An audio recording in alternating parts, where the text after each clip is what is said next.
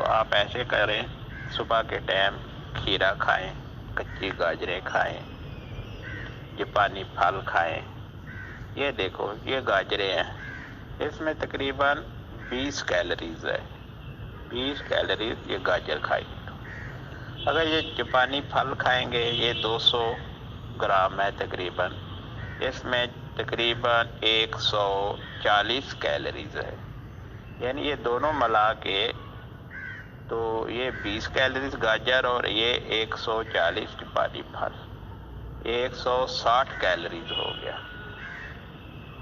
تو یہ دو چیزیں کھائیں گے تو آپ لوگ کے، اور ساتھ آپ ایک کھیرا لے لیں 100 گرام کا، اس میں 20 کیلری ہو جائے گی، تو ایسے آپ لوگوں کی 180 کیلریز ہو جائے گی۔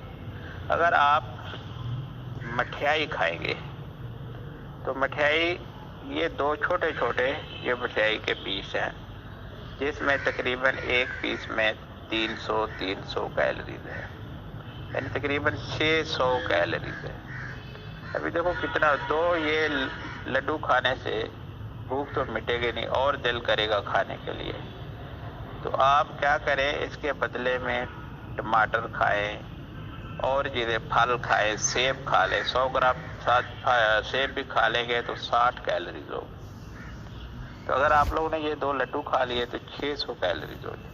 دیکھو کتنا فرق پڑتا ہے، یعنی اچھی چیزیں کھائیں گے تو وزن کم ہوگا، اگر ایسی چیز کھائیں گے تو وزن بڑھے گا۔ یہ بلڈ پریشر کے لیے بھی اچھی نہیں ہے۔ جیسے یہ بسکٹ ہے، یہ 4 بسکٹ تقریباً اس میں کم از کم اس میں 80 کیلریز ہے، اس 4 بسکٹ میں تقریباً 80 کیلری۔ اچھا، اس لیے بسکٹ بھی جتنے کم کھائیں بسکٹ جو ہے۔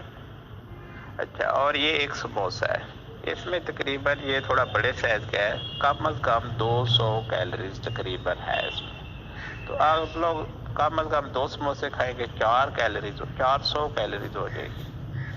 جیسے یہ 2 پکوڑے ہیں، اس میں بھی تقریباً 120 کیلریز ہے۔